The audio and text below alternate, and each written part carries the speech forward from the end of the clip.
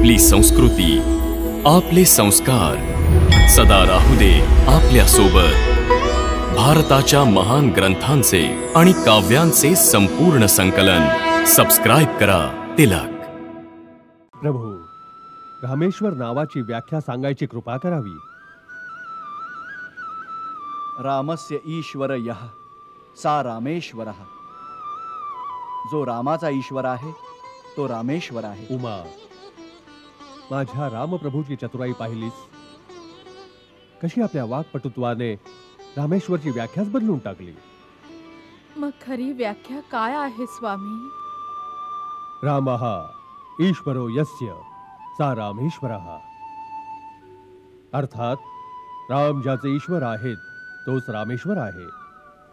मी तर त्यांचा दास आहे, सदा राम नामाचा जप करीत असतो, म्हणून तेच माझे स्वामी आहेत। नाही, आम्हाला विश्वास नाही, हे संभव नाही। देवापासून सृष्टीची रचना झाली आहे, समुद्राला कुणी बांधू नाही शकलं, हे असंभव आहे। असंभव संभव झालं महाराज, आणि ते पण फक्त 5 दिवसात। त्यांनी समुद्रावर सेतू बांधलाय। काय? समुद्रावर सेतू बांधला? समुद्रावर सेतू बांधला? यावर असलेलं आवरण काढून टाक।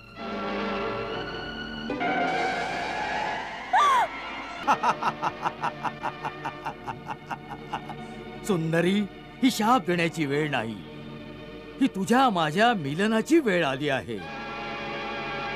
जोपर्यंत तुझा पती जिवंत होता तोपर्यंत तुझा हट्टीपणा समजू शकत होतो, परंतु अशी वेळ गमावणं केवळ मूर्खपणा आहे।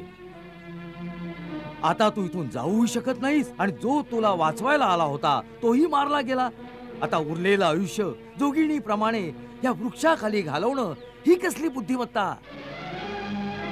सीते, आता अशी वेळ पुन्हा नाही येणार की सर्व लोकांचा विजेता तुझ्या पायाशी स्थान मिळवण्यासाठी भीक मागत आहे।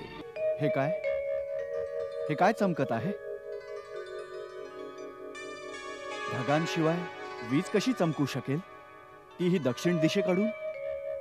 यात अवश्य काही रहस्य आहे। आज्ञा असेल तर या रहस्याची उकल मी करू कृपा सिंधू। त्रिकूट पर्वताच्या शिखरावर लंकेश्वर रावणाचे विलास भवन आहे। तेथील मोकळ्या मैदानात रावण संगीत नृत्याच्या सभेत बसून आनंदात व मजेत मग्न आहे। तिथेच बसलेल्या राणी मंदोदरीच्या कानातील कर्णफुलं हलून हलून चंद्राच्या चमकण्याचा भ्रम निर्माण करत आहेत। त्याचप्रमाणे महाराज दशाननाचा मुकुट सिंहासनावर पसरलेल्या छत्रांमधून विजेचा भास निर्माण करत आहे। आश्चर्य!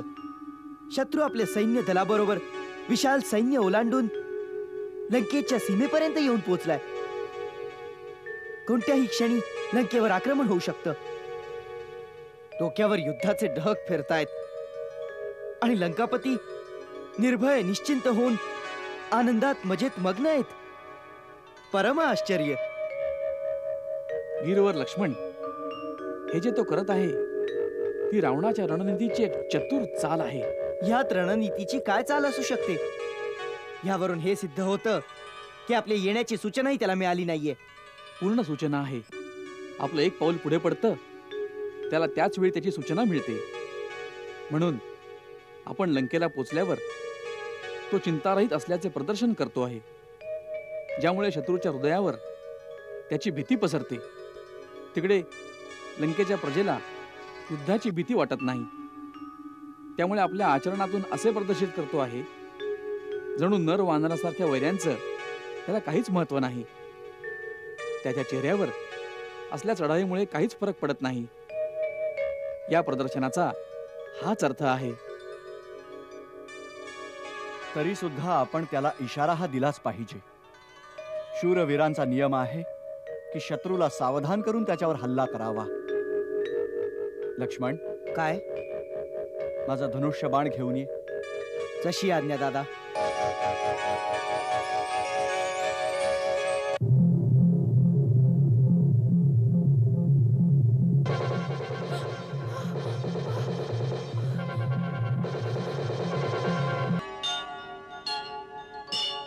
शांतिरो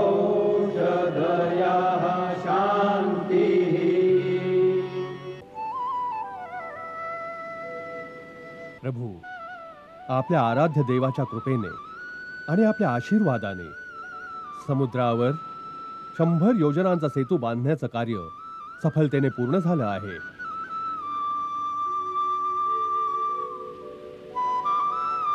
या सफलतेसाठी आपण सर्व अभिनंदनास पात्र आहात. हे शंकर, माझे प्रभू, माझे इष्टदेव, आपल्या असीम दयेमुळेच असंभव वाटणारं हे कार्य इतक्या सहजतेनं संपन्न झालं. तुमच्या श्रीचरणांशी रामाचे कोटी कोटी प्रणाम स्वीकार करा.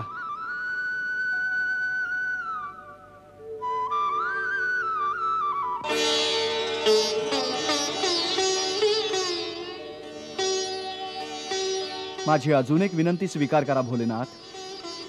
माझ्या समस्त अनुयायांना आपली भक्ती प्रदान करा. आपल्या भक्तीपासून विमुख होऊन जे माझ्याकडे येतील त्यांना माझ्या सेवेचं काहीही फळ प्राप्त नको होऊ दे.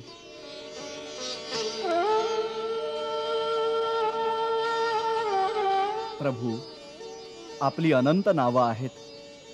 तुमच्या सेवकाकडून रामाकडून अजून एक नाव स्वीकार करावं. आजपासून इथं लोक आपल्याला श्रीरामेश्वर नावानं ओळखतील. ओम श्री रामेश्वर महादेवाय नमः. ओम श्री रामेश्वर महादेवाय नमः. ओम श्री रामेश्वर महादेवाय नमः. ओम श्री रामेश्वर महादेवाय नमः. ओम श्री रामेश्वर. प्रभू, रामेश्वर नावाची व्याख्या सांगायची कृपा करावी. रामस्य ईश्वर यः सा रामेश्वरः. जो रामाचा ईश्वर आहे तो रामेश्वर आहे. उमा, माझ्या रामप्रभूची चतुराई पाहिलीस? कशी आपल्या वाक्पटुत्वाने रामेश्वरची व्याख्याच बदलून टाकली. मग खरी व्याख्या काय आहे स्वामी? रामः ईश्वरो यस्य सा रामेश्वरः. अर्थात राम ज्याचे ईश्वर आहेत तोच रामेश्वर आहे. मी तर त्यांचा दास आहे. सदा राम नामाचा जप करीत असतो. म्हणून तेच माझे स्वामी आहेत. आपल्या दोघांच्या गूढ व्याख्या कोणालाही समजणं खूपच कठीण आहे स्वामी. का? मला समजणं तर सहज सोपं आहे. मी तर भोळा भाबडा आहे. रामाचा थांग लागणं असंभव आहे. त्याला तर तोच जाणू शकतो ज्याला ते स्वतः जाणून देतात. आपल्या दोघांना नमस्कार. नमस्कार तर त्यांना करा देवी.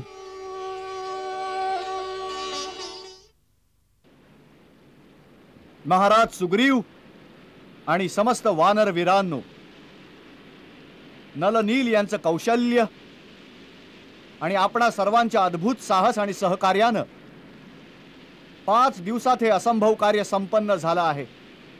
आजपर्यंत या पृथ्वीवर इतका मोठा सेतू निर्माण नाही होऊ शकला. या सेतूला बांधून आपण सर्वांनी आपल्या अद्भुत साहसाचं एक अपूर्व उदाहरण जणू जगासमोर प्रस्तुत केलं आहे. माझ्या वीर सैनिकांनो, 100 योजन समुद्रावर सेतू बांधून आपण आपलं लक्ष्य सोपं केलं आहे. जो विजय 400 कोस लांब होता तो जणू आता 4 हात दूर राहिला आहे.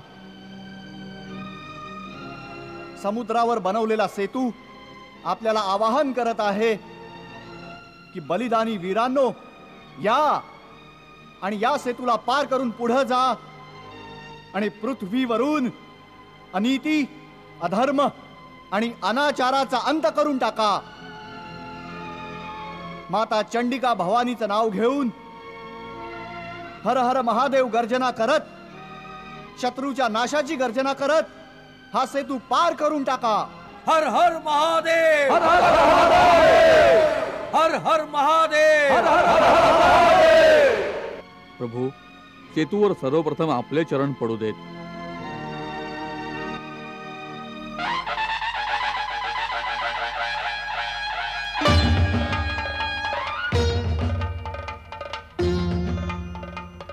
रामाची असंगे वेगाने उत्साहाने, रामाची असंगे वेगाने उत्साहाने, रामाची सेना निघे, रामाची सेना निघे।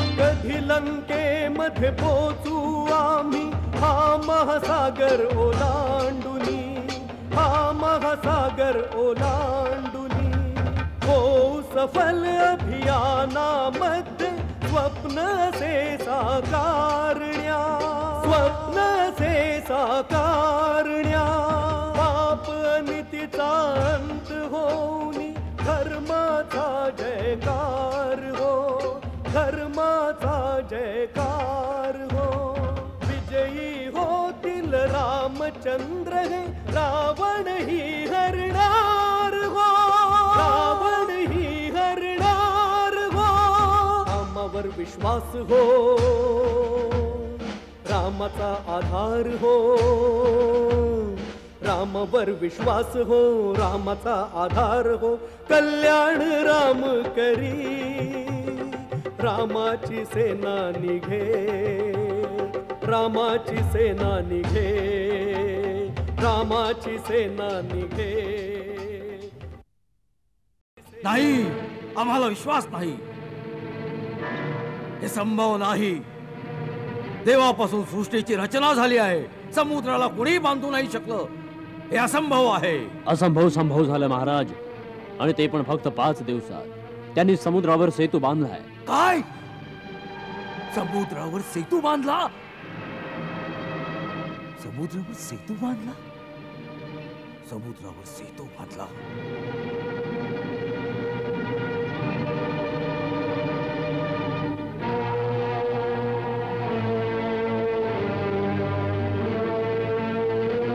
सेतू बांधला।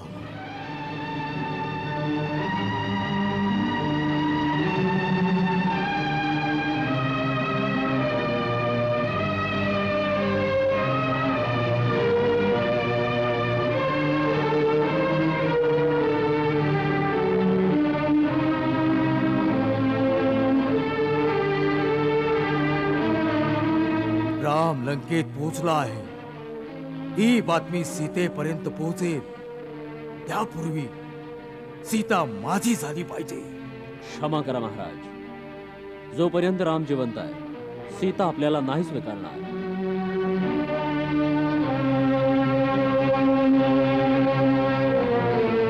राम जिवंत असेपर्यंत ना?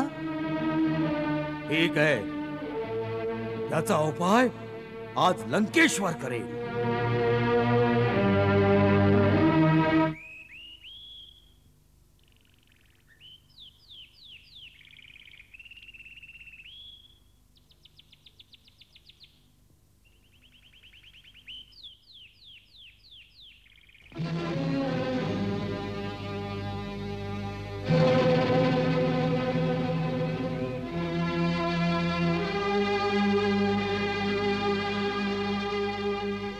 सीते, आज आम्ही तुला एक शुभ समाचार सांगतो आहोत।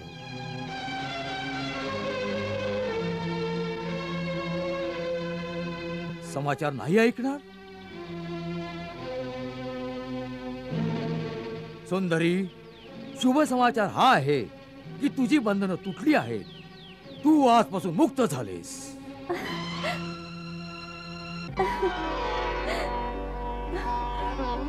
खरोखरच तू मला मुक्त करून मला माझ्या पतीकडे पाठवतोयस ना? का तू माझी थट्टा करतोयस? अरे पती कसला, तेच तर बंधन होतं त्याच्यापासून तू मुक्त झाली आहेस।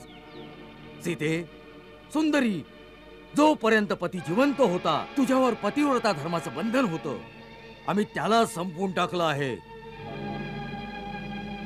आता ना पती राहिला ना पतिव्रता धर्माचं काही बंधन राहिलं। आता तू त्या धर्मबंधनातून मुक्त आहेस। आता आपल्या मिलन मार्गात अशी कोणतीही बाधा नाही राहिली जी तुला लंकेश्वराची महाराणी बनण्यापासून थांबवू शकेल. याच खुशीमध्ये आम्ही तुझ्यासाठी एक अद्भुत अनमोल भेट घेऊन आलो आहोत.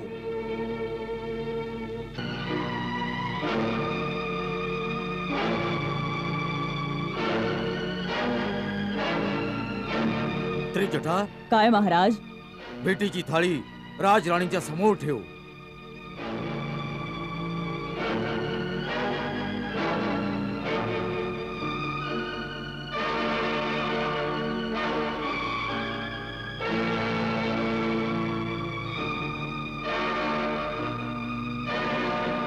यावर असलेलं आवरण काढून टाक.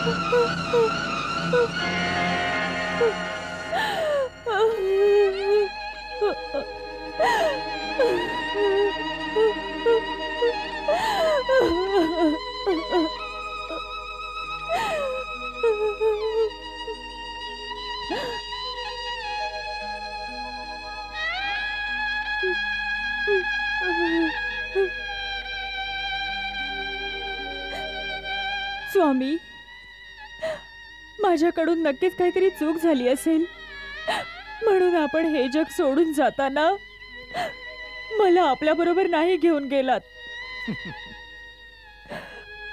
आपण जिथे कुठेही जात असत मला सांगून मला बरोबर घेऊन जात असत. मग यावेळी असं का नाही केलं प्राणेश्वर? आपण तर जाणताच आपल्या विना माझे या जगात काहीच प्रयोजन बाकी नाही राहत. मी या दुराचारीच्या जाळ्यात अडकून अजूनही कशी जगतीये? काही याच चुकीमुळे आपण माझा त्याग तर नाही केलात ना?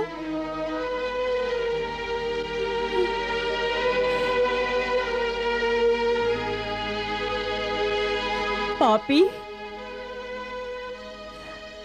तुझ्यामुळे माझ्या पतीपासून माझा वियोग झालाय. त्या पापाचा दंड सर्वांच्या समोर माझे पती तुला आपल्या हाताने देतील हे दृश्य मी माझ्या डोळ्याने पाहू शकले नाही.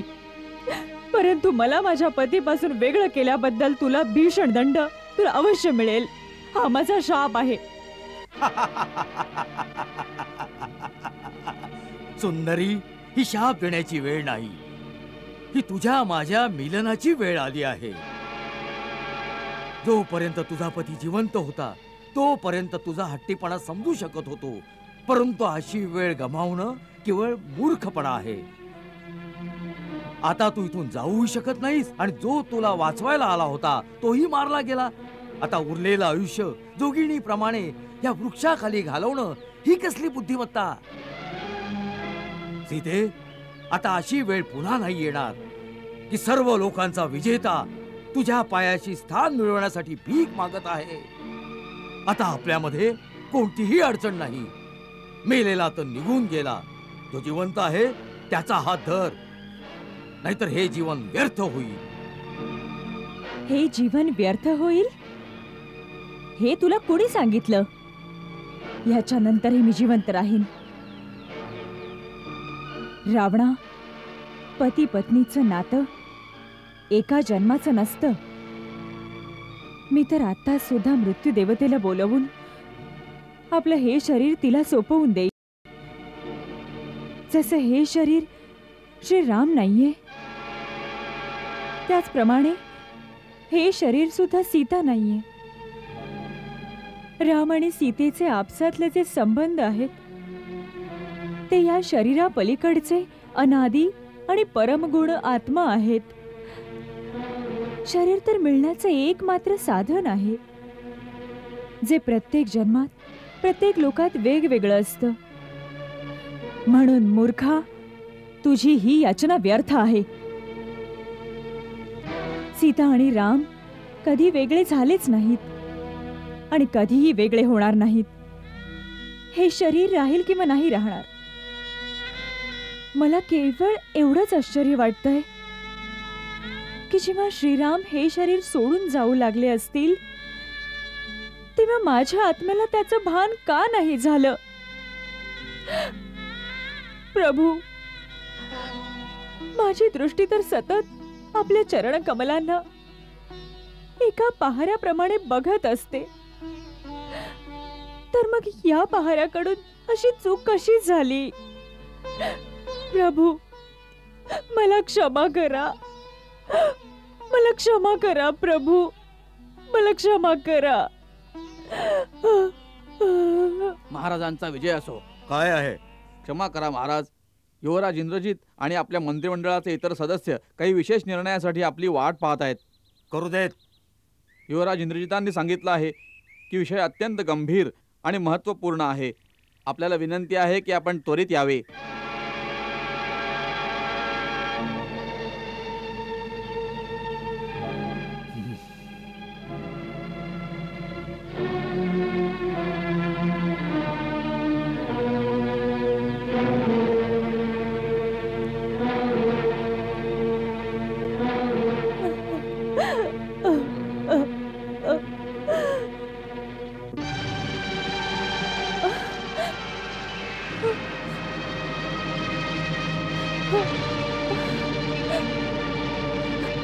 हे काय माते? हे काय रहस्य आहे? पुत्री, हे तर मायावी मस्तक होते. श्रीरामांचे मस्तक नव्हते. ही तर केवळ रावणाने रचलेली एक माया होती. महाराजांसमोर मी तुला काही सांगू शकले नाही, परंतु तुझे पती तर कुशल आहेत. खरंच? होय पुत्री, ते खरोखरच लंकेला पोचले आहेत. म्हणतात त्यांनी असा एक चमत्कार केला आहे जो आतापर्यंत या पृथ्वीवर कुणीही केलेला नाही. आणि त्याने विशाल समुद्रावर 100 योजना लांबीचा सेतू बांधला आहे आणि आपल्या विशाल सेनेबरोबर समुद्राला ओलांडून लंकेच्या या धर्तीवर येऊन पोहोचले आहेत. लंकेच्या धर्तीवर येऊन पोहोचले? नाथ, आपले श्रीचरण या धर्तीवर येऊन पोहोचले आणि मी अजूनपर्यंत आपले चरण स्पर्श नाही केले. स्वामी, मी या धरती मातेच्या माध्यमातून आपले चरण स्पर्श करते. आपण माझा नमस्कार स्वीकार करा प्राणनाथ.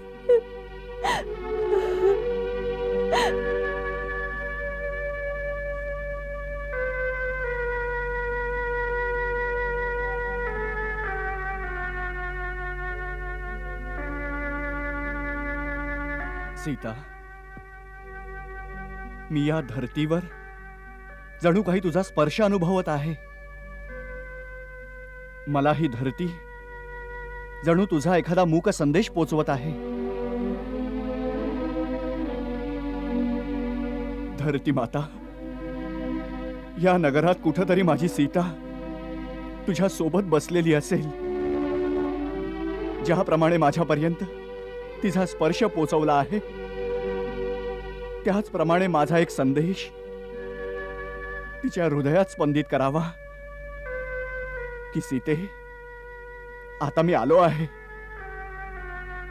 दुःखाचे दिवस आता संपले आहेत असं समज. मी लवकरच त्या पाप्याचा नाश करून तुला तिथून मुक्त करीन. माझ्यावर विश्वास ठेव आणि धीर नको सोडूस.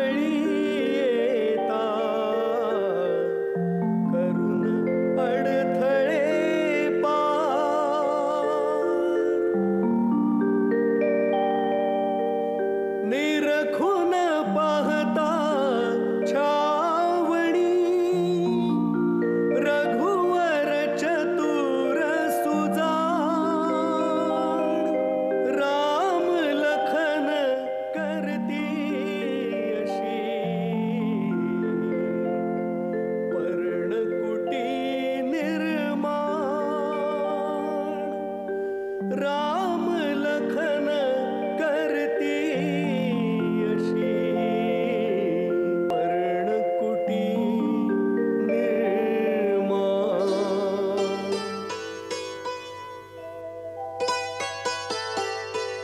सुंदर. खूप विचारपूर्वक सैन्याच्या छावणीची बांधणी केली आहे महाराज सुग्रीव. छावणीच्या बांधणीत महाराज बिभीषणाने मोठे दूरदर्शितापूर्ण उपयोगी सल्ले दिले आहेत. महाराज बिभीषण, भक्तीच्या साधनेत जीवन व्यतीत करणाऱ्या साधू समान सरळ व्यक्तीला या समर संचालनाचा अनुभव कसा? प्रभू, आपल्या मोठेपणा आणि रक्षणासाठी तिन्ही लोकात आपल्या तलवारीच्या जोरावर त्राही त्राही माजवणाऱ्या रावणाचा भाऊ आहे मी भगवन. अखेरीस सागर पार करण्यात राम यशस्वी झाला. दंडक वनापासून पुढे पुढे येत तो लंकेच्या डोक्यावर येऊन पोचला आणि आम्ही अजूनपर्यंत त्या वानरांना तुच्छ समजून त्यांच्या हसण्या खेळण्याचा तमाशाच पाहत राहिलो. माझं तर असा अनुमान आहे की त्यांना देवलोकांकडून दैवी सहायता प्राप्त होत आहे किंवा स्वतः देवलोक वानरांचं रूप धारण करून रामाच्या मागे आले आहेत. देवलोक, दैवी सहाय्यता? तू कोणाच्या समोर देवतांचा पागुलबुवा उभा करतोयस? ते घाबरलेल्या अवस्थेत मेघनादाचा जयघोष करत लंकेपर्यंत घसपटत आले. ते स्वतःची रक्षा करू शकले नाहीत. ते हरलेले देवता कोणत्या बळावर लंकेशाशी टक्कर घेतील? वत्सा, हरलेला शिपाई जखमी झालेल्या नागाप्रमाणे भयानक होतो. अवसर मिळताच अशा प्रकारे उसळतो, ज्याप्रमाणे ओहोटीच्या वेळी मागे गेलेल्या सागराच्या लाटा भरतीच्या वेळी पुढे येतात. आपले केसच फक्त पांढरे झालेले नाहीयेत आदरणीय माल्यवानजी. आपल्या रक्ताची लाली सुद्धा समाप्त झाली आहे. प्रत्येक वेळी हरलेली अशी उत्साहहीन मत देण्यासाठी दरबारात बसण्याऐवजी चांगलं आहे की आपणही आर्यांप्रमाणे वानप्रस्थ घेऊन आर्यवृत्ताच्या कोणत्या तरी कोपऱ्यात जाऊन विश्रांती घ्यावी. शांत बेटा इंद्रजित, शांत. आम्हाला माहित आहे तुझ्या नसा नसातून गरम रक्त उसळत आहे. शत्रू दलाच्या साधारण सफलतेमुळे तुझे बाहू त्यांना चिडून टाकण्यासाठी स्फुरत आहे. महाराज, जेव्हा तो गारुडी राम आपल्या वानर दलाला घेऊन आपल्या खोट्या बळाची दवंडी वाजवत सागराच्या त्या बाजूला पोचला होता ना, त्याच वेळी मी त्याला चिरडून सागराच्या वाळूत मिसळलं असतं. परंतु या भेकड सल्लागारांच्या मतांमुळे मला थांबवण्यात आलं. आणि आता जसजसं त्यांचे पाय पुढे पडत चालले आहेत, लंकेच्या नागरिकात भीती पसरतीये. कदाचित असं तर होणार नाही महाराज की नागरिकांच्या मनात पसरलेलं भय आपल्या सैनिकांचे मनोबलही खच्ची करेल. नाही युवराज, लंकेचे वीर बहादूर शिपाई आपल्या संदेशाची वाट पाहत आहेत. धर्मगोशीर कशासाठी? आजच रणशिंक फुंकण्याचा आदेश द्यावा. मला आज्ञा द्यावी महाराज, म्हणजे मी आज रात्रीच्या अंधारात त्यांच्या शिबिरावर हल्ला करीन. आता तर कुठे ते तंबू उभारत असतील, विजेप्रमाणे त्यांच्यावर तुटून पडेन, म्हणजे सावध होण्याआधीच सर्वच्या सर्व मरून पडतील. युवराज, आपलं मत योग्य आहे, असंच केलं पाहिजे. परंतु आक्रमण आज नाही, उद्या रात्री केलं पाहिजे. उद्या कशासाठी? त्या अशासाठी की आज रात्री मी त्यांच्या शिबिरात जाऊन त्यांची व्यूहरचना पाहून येतो. असंही असेल की त्यांनी असाच विचार करून अशीच व्यूहरचना केली असेल की आपण त्यांच्यावर आक्रमण करायला जाऊ आणि ते आपल्याला चारही बाजूने घेरतील. हे विसरू नका की आता त्यांच्या बरोबर बिभीषण आहे. त्याला आपल्या युद्धनीतीचं ज्ञान आहे. त्यानं नक्कीच सावध केलं असेल. विभीषण कुलद्रोही. काहीही असो लंकेश्वर, यावेळी तो शत्रूला मिळालेला लंकेचा भेदी आहे. म्हणून त्यांच्या शहराच्या आतपर्यंत जाऊ मी एक वेळ रामाच्या व्यूहरचनेचा सूक्ष्मात सूक्ष्म संपूर्ण निरीक्षण करू इच्छित आहे. या वेळेस तू एकटा जाणार नाहीयेस शोक. मी यावेळेस सारंगला घेऊन जाईल. आम्ही दोघं वानराच्या रूपात त्यांच्या वानर सेनेत प्रवेश करू. सावधान, बिभीषणाच्या नजरेपासून दूर राहा. राक्षस राक्षसाची माया ओळखतो, पकडले जाल. होय महाराज. अकंपन, प्रस्थ, महापाश, तुम्ही या गोष्टीकडे खास लक्ष द्या की नागरिकांमध्ये कोणत्याही प्रकारची घबराट पसरता कामा नये. शत्रू नगराच्या दारावर आल्यावर काही भीती पसरता कामा नये. त्याचं लक्ष पुढे दुसरीकडे लागलं पाहिजे. आपल्या नित्यकामात कोणताही फरक पडता कामा नये, ज्यामुळे प्रजा अस्वस्थ होईल, भयभीत होणार नाही. जशी आज्ञा महाराज. अतिउत्तम.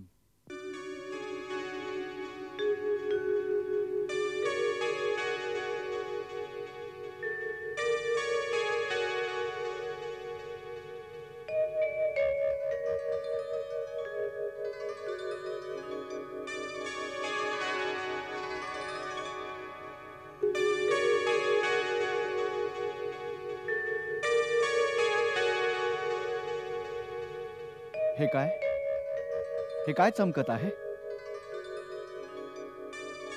ढगांशिवाय वीज कशी चमकू शकेल, तीही दक्षिण दिशेकडून? यात अवश्य काही रहस्य आहे.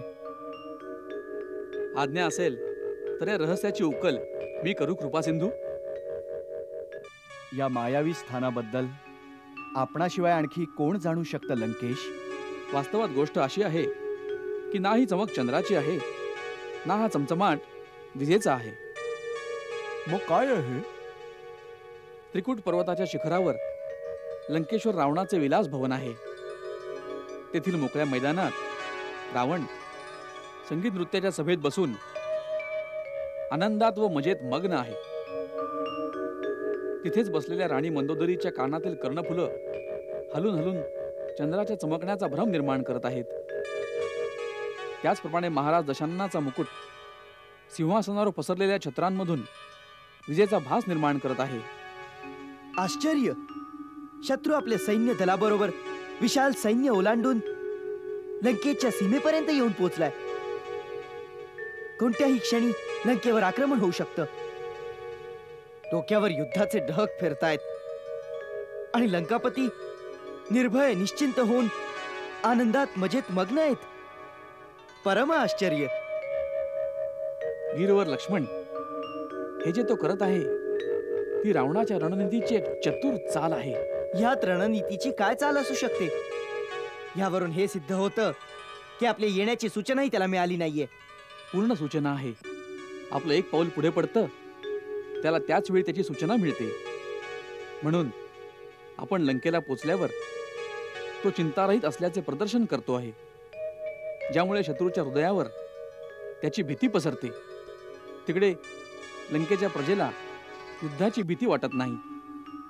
त्यामुळे आपल्या आचरणातून असे प्रदर्शित करतो आहे जणू नर वानरासारख्या वैऱ्यांचं त्याला काहीच महत्व नाही. त्याच्या चेहऱ्यावर असल्या चढाईमुळे काहीच फरक पडत नाही. या प्रदर्शनाचा हाच अर्थ आहे. तरी सुद्धा आपण त्याला इशारा हा दिलाच पाहिजे. शूरवीरांचा नियम आहे की शत्रूला सावधान करून त्याच्यावर हल्ला करावा. लक्ष्मण, काय? माझा धनुष्य बाण घेऊन ये. जशी आज्ञा दादा.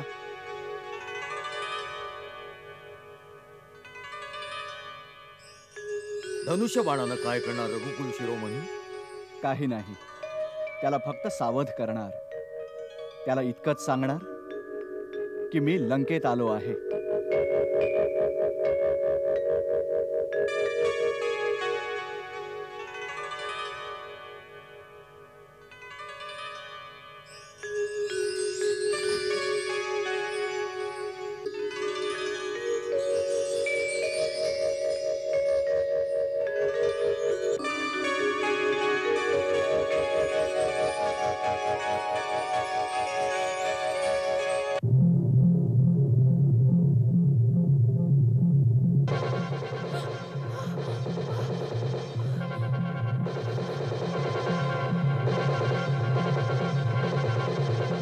धन्य आहे, धन्य आहात प्रभू.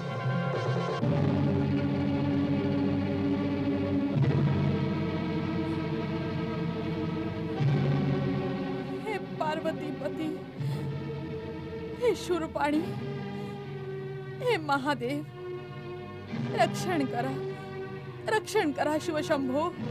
हे कैलासपती, माझ्या पतीचे रक्षण करा. कैलासनाथ सदैव माझ्या बरोबर आहेत राणी. कोणत्या कारणामुळे इतकी अधीर होत आहेस? कारण विचारता आहात स्वामी. याच्यापेक्षा भयंकर अपशकुन काय असू शकतात? ढग नाहीत, विजा नाहीत, वादळ नाही, तुफान नाही.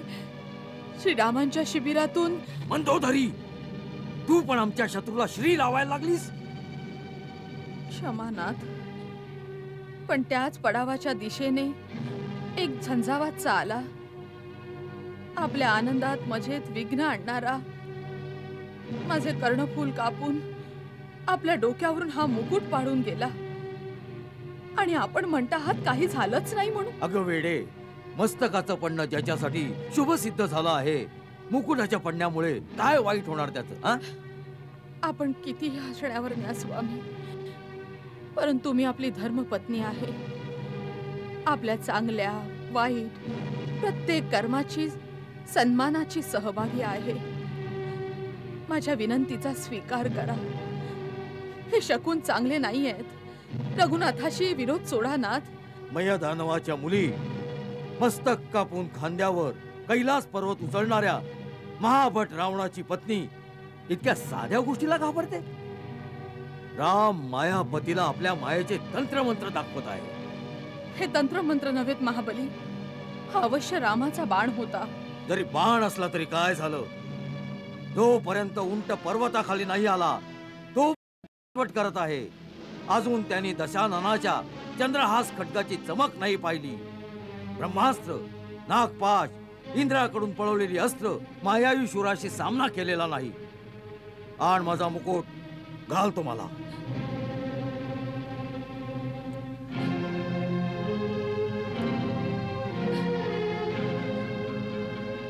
हे महादेवा, अनंत कालापर्यंत लंकेश्वरांच्या डोक्यावर हा मुकुट चमकत राहू.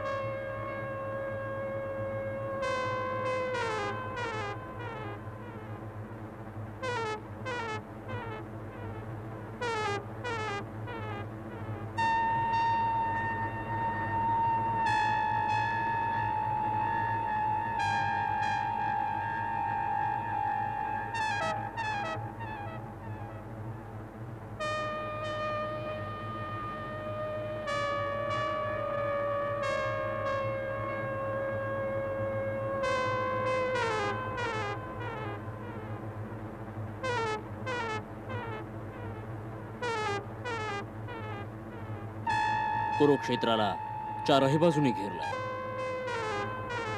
सारंग, हे शिबिर नाही, संपूर्णपणे व्यूहरचना आहे.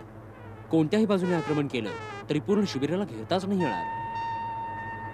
शुक, तू दरबारात अचानकपणे आक्रमण न करण्याचा सल्ला दिला होतास. तो किती दूरदर्शीपणाचा होता. मी तर थक्क झालोय. जर आपल्या सेनेनं आवेशात येऊन आक्रमण केलं असतं तर प्रथम प्रहारातच गारद झाली असती. इतक्या कमी वेळात जेवढी माहिती पाहिजे होती ती मिळाली. आता आपल्याला राम लक्ष्मणाची काय सुरक्षा आहे हे पाहून लगेच निघालं पाहिजे. जर विभीषणाची नजर पडली तर आपलं गुपित उघड पडेल. तुमचं गुपित फुटलंय शुक आणि सारंग.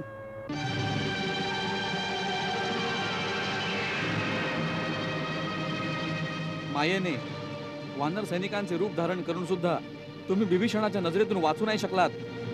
आता तुमचा लपवा छपवीचा खेळ संपलाय. आपल्या खरा रूपात या.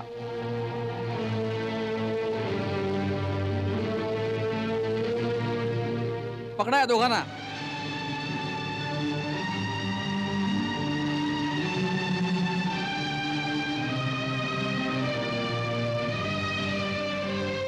घेऊन चला श्रीराम प्रभूंच्या छावणीत. तेच या गुप्तचरांना योग्य दंड देण्याचा निर्णय करतील.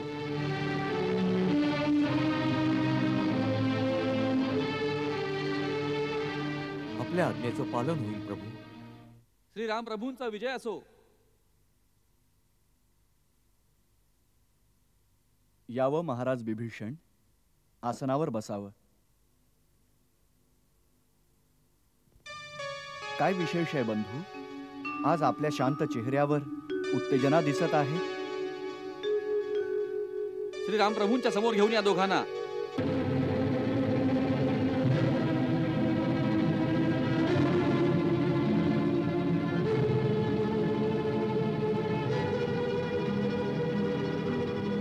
कोण आहेत हे दोघं? शुक आणि सारंग, लंका नरेश रावणाचे विशेष गुप्तचर.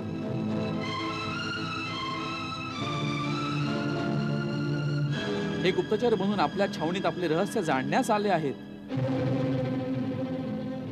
आपल्या मायावी क्षमतेनं वानर सैनिकांच्या रूपात वानर सैनिकांबरोबर मिळून मिसळून आपल्या निर्बल जागांचा शोध घेत होते. हे तेच करत होते जे गुप्तचरांनी करायचंच असतं. आता आम्ही ते करू जे आम्हाला करायला हवं होतं. काय केलं पाहिजे आपण? गुप्तचर जर पकडले गेले तर त्यांना मृत्यूदंड द्यायचं ठरलं आहे. पहिल्यांदा हा जेव्हा दूत बनून आला होता त्यावेळी राजनीतीप्रमाणे मला पाहिजे असूनही मी मृत्यूदंड नाही देऊ शकलो. परंतु आता हा गुप्तचर बनून आला आहे. राजनीतीप्रमाणे याला मृत्यूदंड देणं योग्य आहे प्रभू. गुप्तचरांचा वध झालाच पाहिजे. हाच नियम आहे. युद्ध नीती आहे, राजनीती आहे. गुप्तचराला सोडून देणं युद्धात पराजयाचं कारण होऊ शकतं दादा. लक्ष्मण, जय आणि पराजय जर गुप्तचरांच्या जीवन मरणावर अवलंबून असेल तर शूरवीरता आणि युद्ध कौशल्य व्यर्थ आहे. या दोन्ही लंकावासियांना बंधनमुक्त करा. गुप्तचरांना सोडून देणं युद्धात पराभवाचं कारण ठरू शकतं दादा. लक्ष्मण, जय आणि पराजय जर गुप्तचरांच्या जगण्या मरणावर अवलंबून असेल तर शूरवीरता आणि रणकौशल्य व्यर्थ आहे. आपल्यासारखा उदार शत्रू मी आजवर पाहिला नाही. याचं कारण मी कोणत्याही प्राण्याचा शत्रूच नाही. जर तुम्ही सर्व रहस्य जाणली असतील तर लंकेत जाऊन प्रसन्नतापूर्वक आपल्या राजाला आमच्या बलसामर्थ्याबद्दल पूर्णपणे परिचित करा. केवळ सैन्य मोजणीनं आणि सेनापतीच्या बळाचा शक्तीचा अंदाज घेऊन युद्धाचा निर्णय आणि वैर्यावर विजय प्राप्त नाही होत. धर्म, नीती आणि सत्यात यथार्थ शक्ती असते. विजय नेहमी सत्याचाच होतो. अन्यथा सर्व शक्तिशाली आतताई अमर झाले असते. जशी आज्ञा दया विधान. अयोध्यानाथ, आता आम्हाला जायची आज्ञा. जा आणि जाऊन लंकेशला आमची शक्ती आणि आमच्या सेनेचं सारं रहस्य सांग. हे आव्हानही ऐकव की ज्या बळावर तू देवी सीतेचं हरण केलं आहेस तेच बळ आता आपली सेना आणि सर्व शक्तीनिशी रणभूमीत दाखव. याच बरोबर राजा रावणाला तपस्वी रामाचं हे आव्हानही ऐकव की राम केवळ त्याच्या पत्नीसाठी लढत नाहीये तर संपूर्ण जगातील स्त्री सन्मानाच्या सुरक्षेचा आदर्श स्थापन करण्यासाठी एक धर्म युद्ध करीत आहे. त्यामुळे भविष्यात असा कुत्सित प्रयत्न आणि असा दुराग्रह कुणीही राजा करू शकणार नाही. लाज नाही वाटत? बेकडाप्रमाणे हे सांगताना की बिभीषण वध करणार होता पण कृपा सिंधू रघुनाथानं आम्हाला वाचवलं. कुठे चतुर गुप्तचर बनून त्याचं रहस्य जाणायला गेला होता. आपली निर्बलता दाखवून परत आलात. यापेक्षा चांगलं झालं असतं जर तुम्ही आपल्या जीवाशी खेळला असतात तर. भेकड कुठली? आम्हाला भेकड समजू नका महाराज. शत्रूच्या गुप्तचराला आजपर्यंत कोणीही जिवंतपणे परत नाही जाऊ दिलं. ही तर कृपा सिंधू, क्षमामूर्ती श्रीरामाची उदारता होती. श्री म्हणू नकोस त्याला. सुख तुला माहित आहे शत्रूंची प्रशंसा ऐकण्याची सवय नाही आमची. ज्याप्रमाणे तू वैऱ्याचे गुणगान गातो आहेस त्यावरून तुझ्या विश्वासावर आम्हाला संशय येत आहे. काय तुला पण विभीषणाप्रमाणे राजद्रोही तर व्हायचं नाही ना? क्षमा महाबली, क्षमा दिग्विजयी. आम्हाला असलं दूषण लावू नका. आमच्या राज्यभक्तीवर संशय घेऊ नका. आमच्यासाठी लंकेच्या या माती समोर स्वर्ग सुद्धा काही नाही. आपल्या एका आदेशावर आम्ही आमचे डोकं उडवण्यास तयार आहोत. महाराज, जे काही पाहिलं, जे काही ऐकलं ते सांगणं आमचा धर्म आहे. ठीक आहे, क्षमा केली आम्ही. सांग, शत्रुदलाची काय रहस्य घेऊन आलात? ज्या वानर सेनापतीच्या शक्तीचा अंदाज आला आहे ते सांग. आणि माया युद्धामध्ये आमच्याशी सामना करणारे योद्धा कोण कोण आहेत त्यांचं वर्णन कर. काय काय ऐकू? कोणाकोणाचं वर्णन ऐकू? तिथला सर्वसाधारण वानर सैनिक आणि शिपायांमध्ये एक अद्भुत साहस आहे. महाराज, हनुमानाच्या शक्तीला तर आपण पाहिलंच आहे. तिथल्या सर्वसाधारण सैनिकांतील अद्भुत साहस पाहून आम्ही सुद्धा दंग राहिलो. प्रलाप बंद कर. त्रिकूट शिखरावरून आम्ही स्वतः अवलोकन करतो. तू एका एकाचा परिचय दे आम्हाला. अवश्य त्रिलोक विजयी. तेव्हा आपण शत्रूच्या सैन्य दलाचा आणि साहसाचं तर्क लावू शकाल. चल. पहा प्रभू, ही आहे लंकानगरी.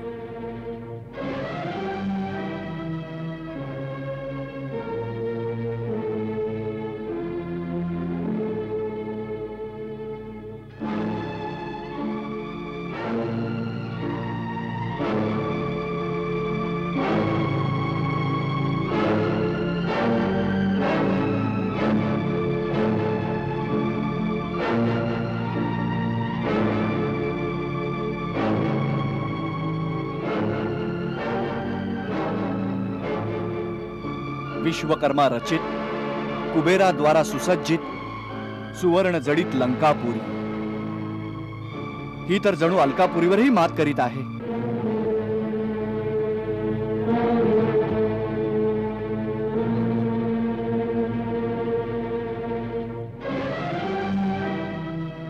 विभीषण कुलद्रोही, आम्ही त्याचं तोंडही पाहू इच्छित नाही.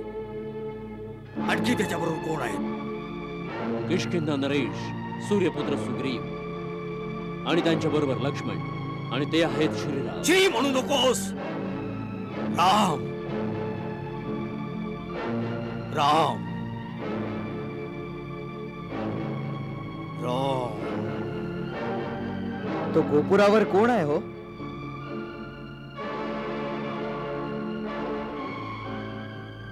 हो, स्वतः लंकाधिपती रावण. रावण रावण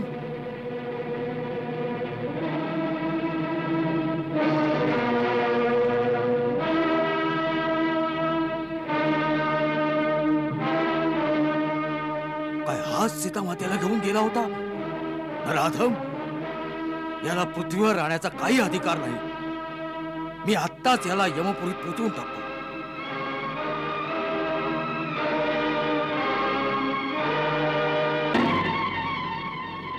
रावण!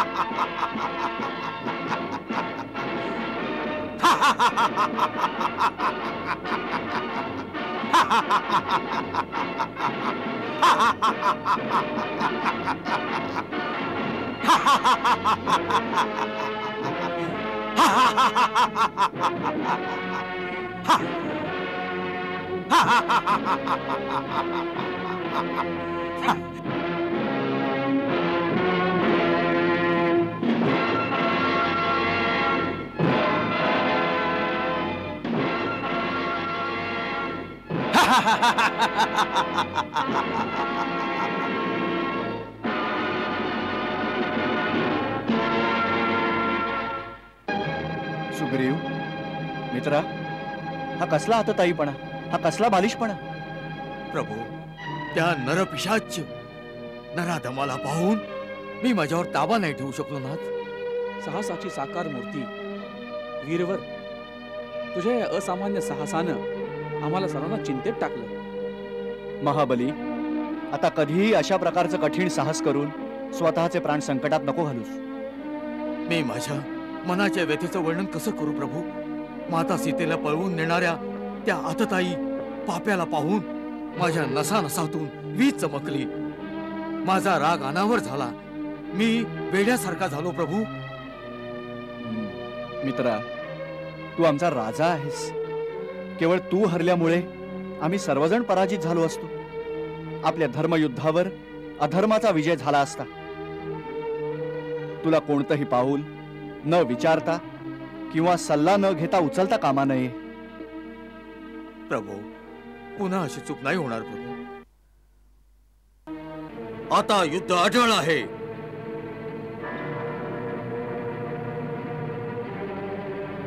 लंकेचे मंत्रीगण, सेनेचे पदाधिकारी नायकगण, युवराज इंद्रजित, सेनाध्यक्ष प्रहस्त, आपल्या सर्वांना माहीतच आहे की आर्यव्रताहून आलेला दुराग्रही दुस्साहसी मानव काही अस्वल वानरांना बरोबर घेऊन लंकेवर स्वारी करण्याचं स्वप्न पाहत आहे. आता युद्ध अटळ झालं आहे. लंकेश, युद्धाला आपल्या लंकेच्या दाराशी आणण्याची जबाबदारी काय फक्त त्या मानवावरच आहे? काय आपण या गोष्टीवर विचार नाही करू शकत की जर सीतेला परत पाठवून युद्ध थांबवत असेल तर का नाही तिला परत पाठवावी? जे युद्धाचे वास्तविक कारण आहे, आपल्याला त्या कारणावरही विचार करायला हवा महाराज. कारणावर नाही, केवळ निवारणावरच विचार केला जाईल. कोणत्या प्रकारे आपल्या जमिनीवर आलेल्या दुस्साहसी काही नरवानरांच्या संघटित शक्तीला आमची सीमा ओलांडण्याचा दंड देऊन नंतर सागराच्या पलीकडे ढकललं पाहिजे. केवळ याच गोष्टीची योजना केली पाहिजे, बस. लंकेशांवरील कुठलीही टीका अपराध मानली जाईल. मूळ विषयाला सोडून आणखी कोणतीही चर्चा नकोय. आपण व्यर्थपणे तर्क वितर्कात वेळ घालवत राहिलो आणि ते लोक समुद्रावरून बुडून आपल्या डोक्यावर येऊन बसले. आपल्याला अशी नीती अवलंबली पाहिजे ज्यामुळे त्या सरपटणाऱ्या सापांचे फणे तिथेच ठेचले जातील. तू सेनाध्यक्ष पदाला अनुकूल अशीच गोष्ट केली आहेस. आपल्याला सावध राहिलं पाहिजे, परंतु प्रथम प्रहारही करता कामा नये. क्षमा महाराज, याच नीतीचा मी नेहमी विरोध करत आलोय. याच नीतीचा परिणाम आहे की आज मुंग्यांनाही पंख फुटले आहेत. पंख फुटणे हे मुंग्यांचे प्राण जाण्याचे संकेत आहेत. महाराज, मुंग्यांना चिरडण्याची आज्ञा द्यावी. त्याची ही वेळ येत आहे, परंतु आता आम्हाला आपल्या व्यूहरचनेप्रमाणे किल्ल्याच्या कोटातच राहिलं पाहिजे. त्याप्रमाणे अभिमंत्रित कवचात शरीर सुरक्षित राहतं. कोणत्याही अस्त्रशास्त्राचा प्रभाव त्यावर होत नाही. आपणही आपल्या विराट, विशाल, अभेद्य किल्ल्याच्या आत सुरक्षित परंतु सावधानतेनं सैन्य संचालन करत दक्षतेने त्यांच्या हालचालींना गिधाडाच्या दृष्टीने निरखत राहू. परंतु ते गप्प नाही बसणार. ते आक्रमण करून लंकेचं दार तोडून आत येण्याचा प्रयत्न करतील, पण सफल होणार नाहीत. कारण की लंकेच्या किल्ल्याच्या कोटाला ओलांडून देवता सुद्धा आत येऊ शकल्या नाहीत. हा, आमच्या भक्कम किल्ल्याच्या कोटावर डोकी आपटून आपटून हळूहळू अवश्य थकून जातील. तीच वेळ असेल एका थकलेल्या शत्रूवर तुटून पडण्याची. आता त्यांना संपवणं आपल्यासाठी सहज शक्य होईल. महाराज, माझ्या दूतांची बातमी आहे की त्यांनी अद्भुत गरुड व्यूहाची रचना केली आहे जी अभेद्य आहे. चूक, तू त्यांच्याकडून प्रभावित होऊन आला आहेस. अरे, तोडण्याचा प्रश्नच कुठे येतो. गरुड व्यूह असोत अथवा शकट अथवा चक्र व्यूहा बरोबर मोर्चा बंदी करू. आपले ध्येय तर त्यांनी बनवलेले व्यूहात नष्ट करण्याचं आहे. व्यूह बनवूनही ज्या कठीण व्यूहात ते फसले आहेत त्यांचा अंदाज तू का नाही घेत? पाठीमागे अथांग समुद्र, समोर लंकेच्या किल्ल्याची अभेद्य भिंत, त्याच्यामध्ये वाळवंटी प्रदेश. रसद मिळाल्याशिवाय सेना कोठपर्यंत टिकून राहू शकेल? होय, महाराजांचा विचार खूप सखोल आहे. शत्रू आपलीच शक्ती नष्ट करून आपल्याच व्यूहात तडफडून मरतील. तरी सुद्धा शत्रू आहे. प्रत्येक परिस्थितीचा सामना करण्यासाठी सावध राहिलं पाहिजे. यासाठी आपली अंतर्गत सुरक्षा आणि रणांगणात जाण्याची स्थिती आल्यावर त्याला सामोरे जाण्याची पूर्वयोजना आपल्याला आतापासून केली पाहिजे. सर्वोच्च सेनाध्यक्ष पदाचे पद युवराज इंद्रजितच सांभाळून ठेवतील. सर्व युद्धांचा विक्रम आहे की इंद्रजितानं ज्या युद्धांचं नेतृत्व केलं आहे त्यात आपला नेहमी जय झाला आहे.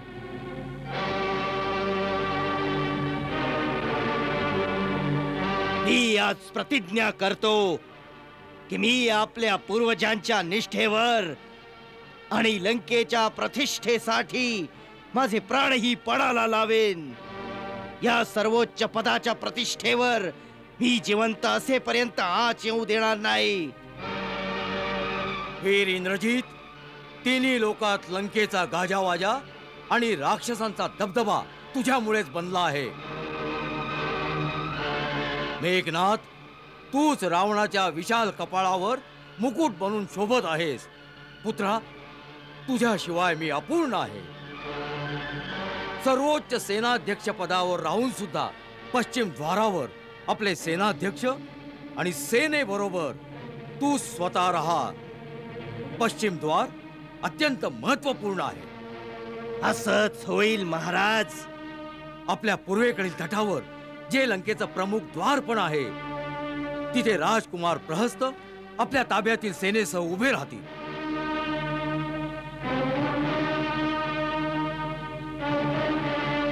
मी शपथ घेतो की माझे प्राण असेपर्यंत कोणीही पक्षी पूर्वद्वारातून लंकेत प्रवेश नाही करू शकणार. रावणानं लंकेची तटबंदी सुरू केली आहे. असं? होय. माझे चारही मंत्री अनल, पनस, संपाती आणि प्रवती पक्षी बनून शत्रुसेनेचे निरीक्षण करण्यासाठी लंकेत गेले होते. त्यांनी हा वृत्तांत दिला आहे की आज महाराज सुग्रीवांबरोबर रावणाचं जे मल्लयुद्ध झालं त्यानंतर लगेचच त्याने राजमहालात आपल्या मंत्र्यांची सभा बोलावली. तेथे या गोष्टी चर्चा झाली की पुढे काय करायचं. त्या सभेत त्याचे आजोबा माल्यवान यांनी आपला विरोध सोडून आपल्याबरोबर तह करण्याचा सल्ला दिला. परंतु रावणाला त्यांचा सल्ला नाही पटला आणि रावणाने लंकेची तटबंदी करण्याचे आदेश दिले. बसा.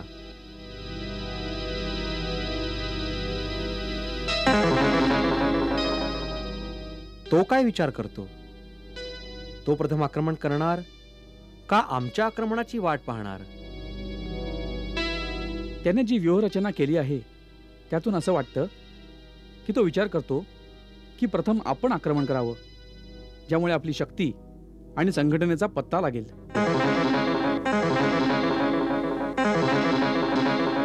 त्याची व्यूहरचना कशी आहे? लंकेच्या पूर्वदारावर त्याने सेनेसहित आपला मुलगा प्रहस्त याला रक्षणासाठी नेमले आहे.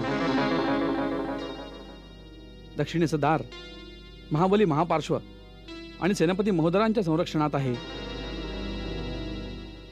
आणि त्यांनी विशेष करून आपला महापराक्रमी पुत्र इंद्रजितला पश्चिम दाराच्या रक्षणाचा भार सोपवला आहे.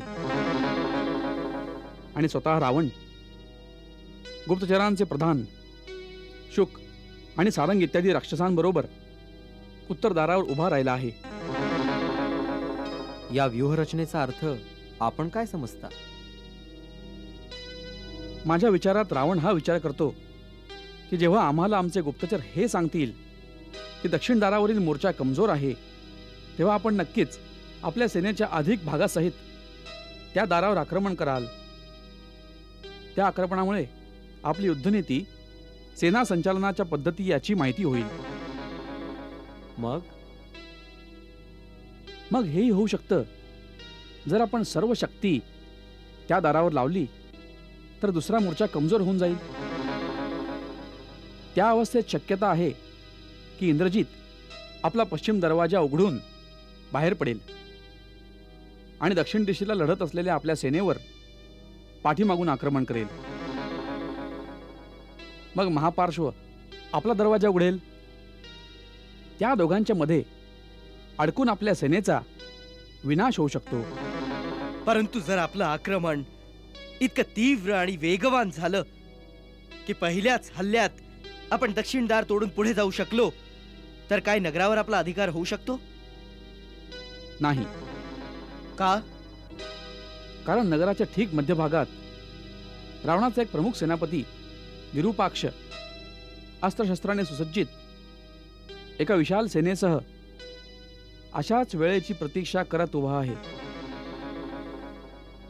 अशा अवस्थेत आपली सेना त्रिमुखी व्यूहात फसली जाईल. याचा अर्थ हा आहे की जोपर्यंत आपण एकापेक्षा अधिक दरवाजे एकदम तोडून आत जाऊ शकत नाही, तोपर्यंत आपल्याला पुढे जाता कामा नये. माझाही हाच अभिप्राय आहे प्रभू.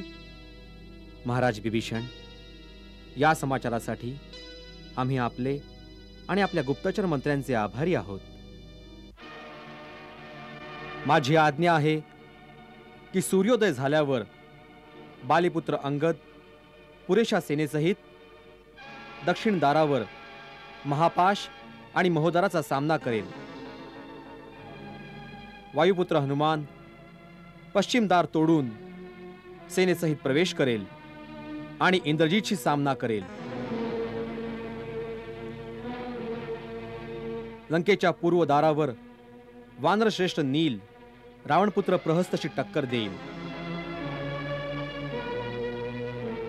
आणि उत्तरेच्या दारावर जेथे ब्रह्माच्या वरदानाच्या शक्तीने अति उन्मत्त होऊन ऋषी आणि महात्म्यांवर अपकार करणारा रावण सतत फेऱ्या मारत आहे, तेथे लक्ष्मणाबरोबर मी जाईन. कारण की त्या राक्षस राजाचा वध मी स्वतः करण्याचा निश्चय केला आहे. महाराज सुग्रीव, जांबुवंत आणि महाराज बिभीषण मधल्या मोर्चावर राहतील, जिथून ते चारही दारांचे निरीक्षण करत राहतील.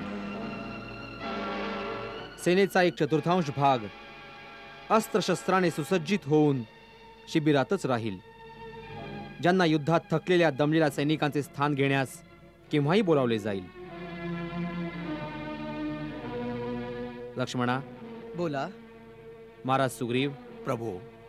हनुमान, प्रभू, आपण सर्वांनी शिबिरात जाऊन माझ्या आज्ञेप्रमाणे व्यूहरचनेची व्यवस्था करा. सूर्य उगवल्यावर आपल्या सेना आपापल्या स्थानांवरती उपस्थित राहतील. जशी आज्ञा प्रभू.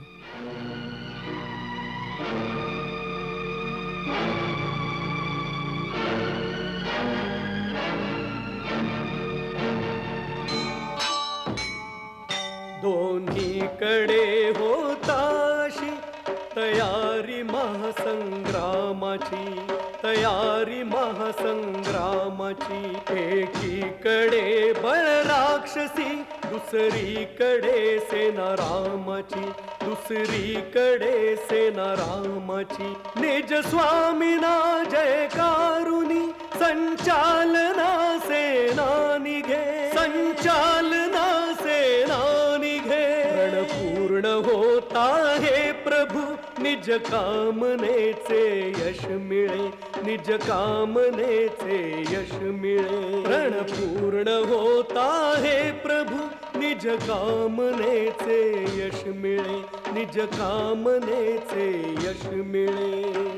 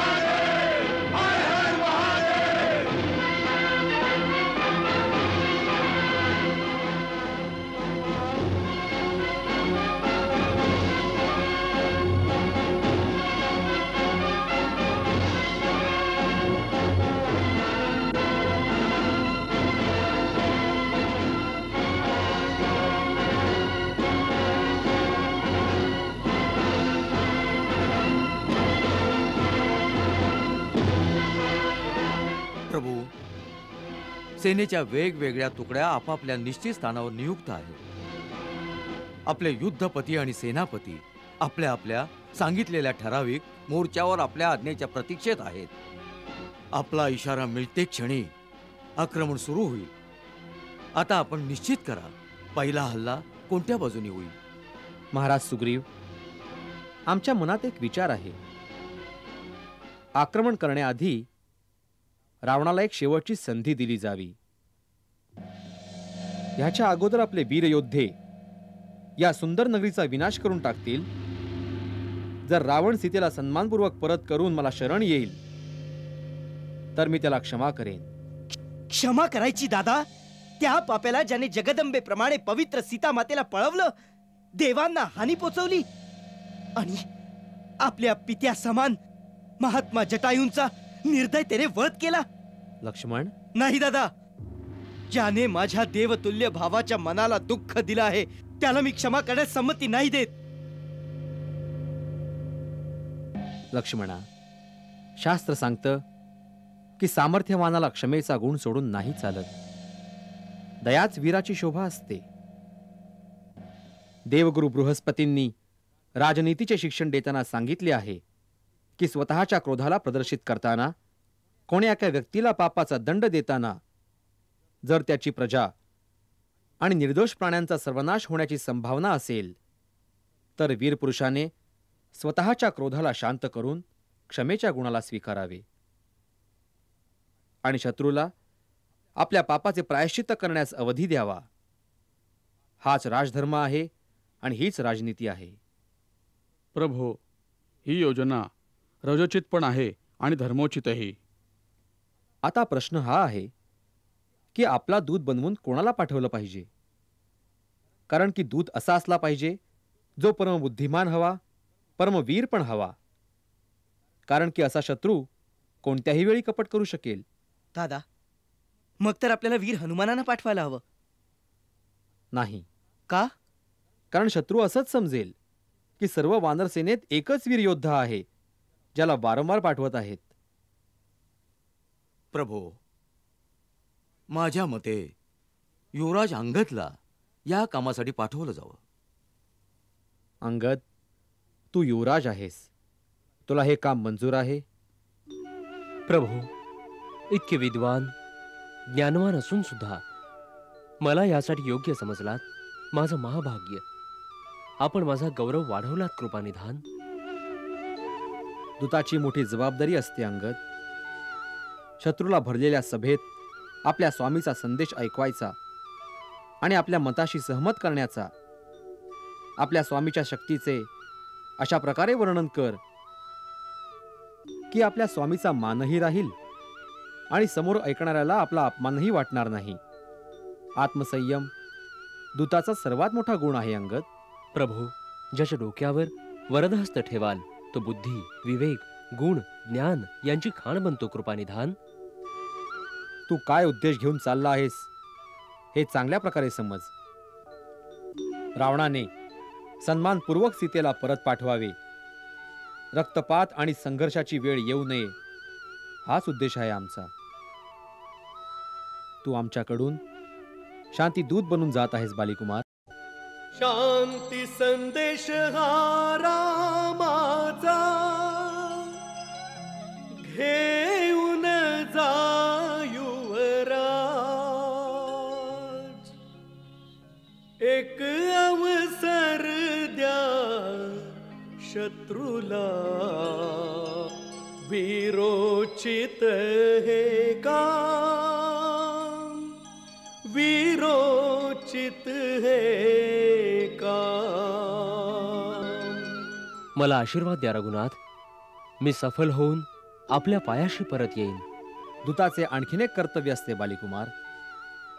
शत्रूच्या समोर आपल्या दलाची शक्ती आणि सेनेच्या बलसामर्थ्याचे वर्णन अशा चतुराईने करायचे की शत्रू आतल्या आत थरथरला पाहिजे. ज्या विश्वासानं आपण ही जबाबदारी माझ्यावर दिली आहे ती मी निभावू शकेन असा आशीर्वाद द्या मला प्रभू. जा, विजयी हो. मला आज्ञा द्या महाराज. सफल होऊन परत.